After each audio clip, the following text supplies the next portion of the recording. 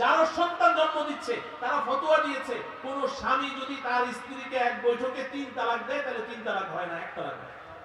ফতোয়া দিয়ে দিয়েছে। যার কারণে আমাদের সমাজে এখন অনেকে এরকম তালাক দিচ্ছে, 3 তালাক দিয়ে আবার ঘর সংসার করছে। অথচ এই উম্মতের ঐক্যমতে সাব্যস্ত, মানা না মানা আপনাদের ব্যাপার, আমার বলার দায়িত্ব আমি বলে যাই। এই উম্মতের ঐক্যমতে সাব্যস্ত, সাহাবায়ে কেরামের ঐক্যমতে সাব্যস্ত, কোন স্বামী যদি তার স্ত্রীকে 3 তালাক দেয়, একসাথেও দেয়, 3 তালাক হয়ে যাবে। আর 3 তালাক হয়ে যাওয়ার পরে ওই স্বামী স্ত্রীর মধ্যে কোন রকমের কোন সম্পর্ক থাকবে না।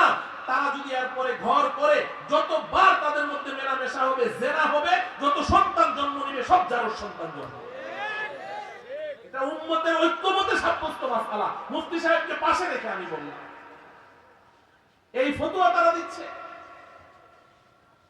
এজন্য সমাজের একজন জেনারেল শিক্ষিত, অর্ধ শিক্ষিত কিংবা অশিক্ষিত একজন সাধারণ মুসলমান মাথা গরম হয়েছে, বিবিকে তালাক দিয়ে দিয়েছে। এখন আমার কাছে যখন আসে, 3 তালাক দিয়েছো, এখন তো চূড়ান্ত পর্যায়ের বিচ্ছেদ হয়ে গেছে, বৈবাহিক জীবনের চূড়ান্ত পর্যায়ের বিচ্ছেদ হয়ে গেছে, এখন একটা জোড়া লাগানোর কোনো সুযোগ নাই, দুইজন দুই দিকে হাঁটো, আবার নতুন করে সংসার সাজাও। এটাই শরীয়তের বিধান।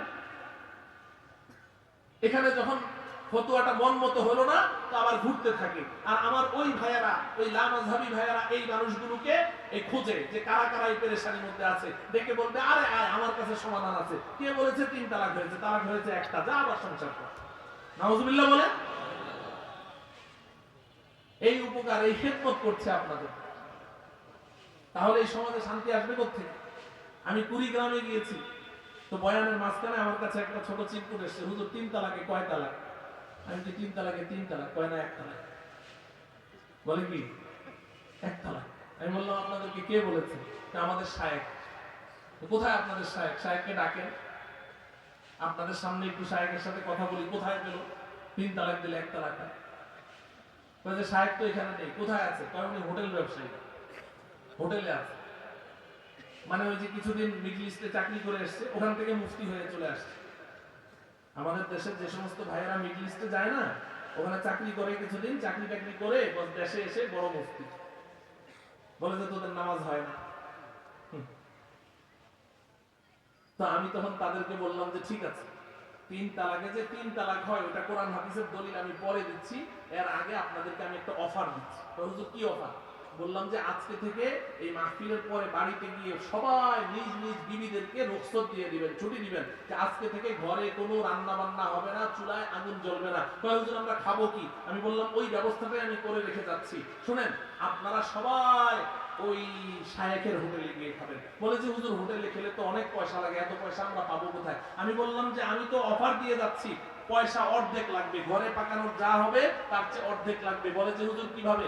আপনারা শায়েখের হোটেলে গিয়ে প্রত্যেকেই পেট ভরে 3 প্লেট খাবেন, 1 প্লেটের বিল দিবেন। যদি বলে যে কি ব্যাপার, খাইলে 3 প্লেট বিল দাস, 1 প্লেটের ব্যাপারটা কি? বলবেন যে 3 তালাকে 1 তালাক হইলে 3 প্লেটে 1 প্লেটের বিল। মুহতারাম হাজিরিন, এটা একটু রহস্য বললাম আপনাদের সাথে। ওই জামালপুর আপনার শেখ আব্দুর রহমান ওনার এলাকায়, ওখানে আশেপাশে এইসব লামাযহাবীদের মসজিদ, তো কিছু কলেজের ইউনিভার্সিটির ছাত্ররা সাহস করে ওখানে একটা মাহফিল দিয়েছে, হানাফিদেরকে মাহফিল করতে দেয় না। তো আমি ওখানে গিয়েছি, আল্লাহ যা করে করবে, হায়াত মওতের মালিক তো আল্লাহ। তো ওখানে আমি 2.5 ঘন্টা বয়ান করলাম, ওনাদেরকে ডাকলাম যে আমি আজকে যা আলোচনা করব, যদি আমি কোনো জাল হাদিস বলি, জয়ীফ হাদিস বলি, আমাকে এখানেই অ্যাটাক করবেন, স্টেজে ধরবেন সবার সামনে। আমি কিতাব নিয়ে গিয়েছি, আর যদি স্টেজে আমাকে না ধরেন, কালকে যদি বলেন যে জাল হাদিস বলে গেছে, তাইলে কিন্তু আপনারা মুনাফিক সাব্যস্ত হবেন। তো কেউ আসে নাই। পরের দিন আমাকে একজনে ফোন করেছে, ফোন করে বলে যে হুজুর সূরা ফাতিহা ছাড়া নামাজ হয়? আমি বললাম যে না, সূরা ফাতিহা ছাড়া নামাজ হয় না। তাইলে যে আপনারা জানাজার নামাজ পড়েন, সূরা ফাতিহা ছাড়া আপনাদের নামাজ হয়? তো আমি সাথে সাথে বললাম রুকু সেজদা ছাড়া নামাজ হয়? কয় না। তো আমি বললাম তোমরা যে জানাজার নামাজ রুকু সেজদা ছাড়া পড়ো, তোমাদেরও জানাজার নামাজ হয়? তো সাথে সাথে ফোন কেটে দিয়েছে। মুহতারাম হাজিরিন, বলার উদ্দেশ্য হলো এই বিভ্রান্তির মধ্যে পড়া যাবে না। এটা হলো ছাড়াছাড়ির দল। আমি এখন কত বলবো আপনাদেরকে, এটা হলো আহলে হাদিস। আহলে হাদিস দাবিদার, তারা বলে আমরা রাসূল মানি, সাহাবী মানি না। তারা কি মানে না? সাহাবী মানে না। এজন্য সাহাবায়ে কেরামের এই মাসআলাগুলো একেবারে ঐক্যমতে সাব্যস্ত মাসআলা তারা মানে না। তারা বলে আমরা রাসূল মানি। তো তার মানে হচ্ছে সাহাবায়ে কেরামের চেয়ে তোমরা রাসূলের হাদিস বেশি বুঝেছো। সমস্ত 20 রাকাত তারাবি পড়লো, আর তোমরা এসে বলছো না রাসূল 8 রাকাত পড়েছে, আমরা 8 রাকাত পড়ি। মাঝখানে সাহাবায়ে কেরামকে তোমরা কি বলতে চাও? যে এরা সবাই রাসূলের হাদিসের বিরোধিতা করেছে। এগুলো বুঝতে চেষ্টা করেন। আপনাকে খালি ইউটিউবে একটা হাদিস দেখাবে আর আপনি দৌড় দিবেন না। দৌড় দেওয়ার আগে কেউ বলল যে চিলে তোর কান নিয়ে গেছে, আর আপনি সারাদিন চিলের পিছনে দৌড়ান। আরে আপনি জ্ঞানী গুণী মানুষ, আকল বুদ্ধি তো আছে, কোরআন হাদিসের ইলম না থাক, আপনি চিলের পিছনে দৌড় দেওয়ার আগে হাত দিয়ে দেখেন কানটা জায়গায় আছে না। আপনি আগেই দৌড় দিলেন কেন?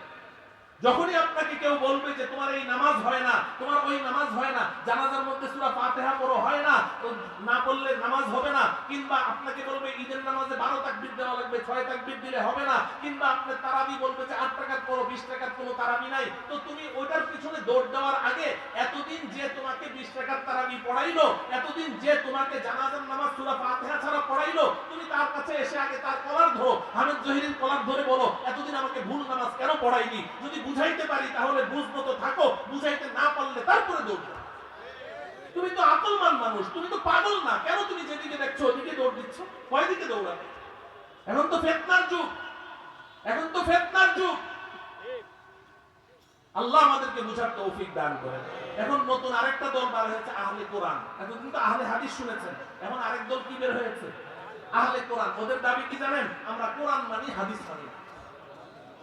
বড় শক্তিশালী এখন এই দল, এখন খুব কাজ করছে। কোরআন মানে, হাদিস মানে। আমার মসজিদের পাশেই আছে, আমি যেখানে আছি আমার থেকে 1 কিলোমিটার থাকে, ওরা 3 ওয়াক্ত নামাজ পড়ে, বলে কোরআনে কোথাও 5 ওয়াক্ত নাই, এজন্য 3 ওয়াক্ত পড়ে। নাউজুবিল্লাহ বলে। আপনি কার কথা শুনবেন? আহলে হাদিস, হাদিসের চেয়ে তো কোরআনের সম্মান বেশি, আপনি আহলে হাদিস হবেন কেন? আহলে কোরআন হয়ে যান, আহলে কোরআন হয়ে যান। আল্লাহ আমাদেরকে বুঝার তৌফিক দান করেন। তাহলে বাড়াবাড়ির দলেও থাকবো না, ছাড়াছাড়ির দলেও থাকবো না, আমরা মধ্যম পন্থা অবলম্বনকারী ভারসাম্যপূর্ণ উম্মত হিসেবে থাকবো। কথাটা বুঝে আসছে তো আমাদের? আমরা এই দলে থাকবো তো ইনশাআল্লাহ। এখন এই ভারসাম্যপূর্ণ মধ্যম পন্থা অবলম্বনকারী উম্মত কারা? বর্তমান সময়ে আমি আজকে আল্লাহকে হাজির নাজির জেনে আল্লাহ পাক আমাকে কোরআন ও সুন্নাহর যতটুকু ইলম দিয়েছেন, আমি আমানতদারিতার সাথে, দায়িত্বশীলতার সাথে আমি আপনাদেরকে বলতে চাই যে আজকে এই যে মানিকগঞ্জ জেলা ইমাম পরিষদের যে উলামায়ে কেরামকে দেখতে পাচ্ছেন, এরাই হচ্ছে মধ্যম পন্থা অবলম্বনকারী ভারসাম্যপূর্ণ। অতএব এদেরকে অনুসরণ করেন, ইনশাআল্লাহ ইনশাআল্লাহ বাড়াবাড়ি আর ছাড়াছাড়ি থেকে বেঁচে থাকতে পারবেন। আল্লাহ রাব্বুল আলামিন আমার এই বিক্ষিপ্ত কথাগুলোর উপর আমাকে এবং গোটা উম্মাহকে এগুলোর উপর আমল করার তৌফিক দান করুন।